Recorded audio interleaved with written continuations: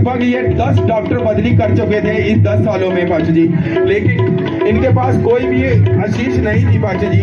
और ये बयान बोलते कि मैं दवाइयाँ खा खा के थक चुकी थी। तब ये 18 फरवरी 2024 को अनॉइंटिंग ऑयल की मीटिंग में आई थी।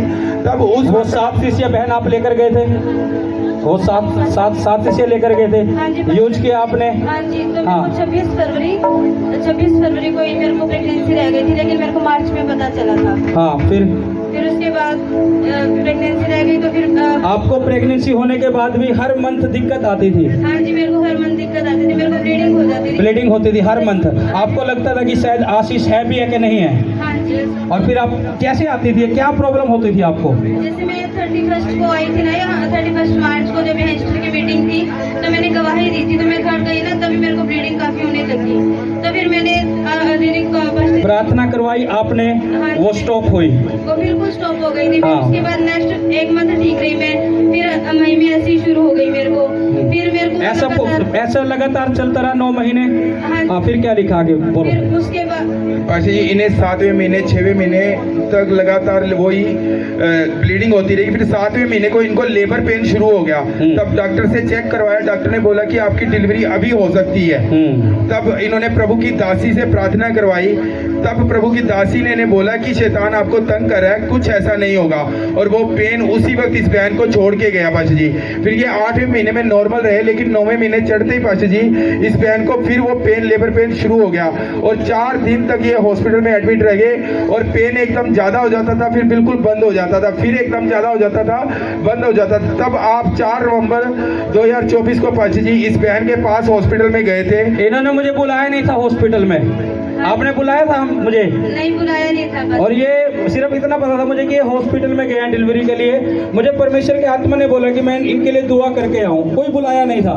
और आप क्या सोच रहे थे जब मैं हॉस्पिटल में आया? डॉक्टर जी आने वाले ये सोच रहे थे कि पास्टर जी आए और दुआ करके जाए, आने वाले हो, और कोई कॉल नहीं थी। मुझे परमेश्वर के आत्मा ने बोला और मैं दुआ करके आया इस बहन के लिए। फिर क्या हुआ उस दुआ के बाद? 5 बजे बच्चों के क्या दिया प्रभु ने? बेटा दिया। ये उन टाइम की आशीषिया जब साल की स्टार्टिंग ही थी, तब उनके लिए प्रार्थना हुई थी। अब साल लास्ट में जा रहे हैं तो बरकतें देखो कैसे खुल रही है।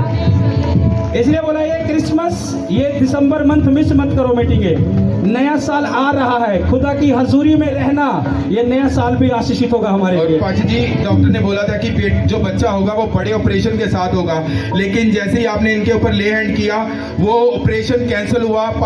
उसके बाद ये इनको खुदा ने बेबी बॉय के साथ ब्लेस किया पाशा जी। और इस बहन का जो वचन आया था उस वक्त पाशा जी, तब हन्ना बोलती कि हन्ना ने प्रार्थना करके कहा, मेरा मन यहोवा के कारण मगन है और मेरा सींग यहोवा के कारण ऊंचा हुआ है।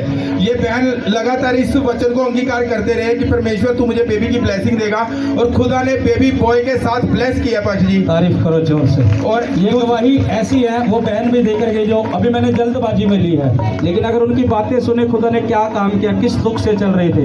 और इस परिवार की भी सेम ऐसी, अभी मैं गवाही जल्दबाजी में ले रहा हूँ। अगर इनकी सुने तो क्या दुख था क्या नहीं था, इन्हें पता लगे आज क्या बरकत इनकी गोद में है। हालेलुया। और पाशा जी इनकी डबल ब्लेसिंग की गवाही है पाशा जी। हाँ। इनके पति भी फॉरेन गए और वहां पे उन्हें काम भी मिला, और वो काम बहुत तायत के साथ मिल रहा है पाशा जी। ये गवाही है इनकी। तुम भी उस गवाही के हो चुके हो यीशु के नाम से।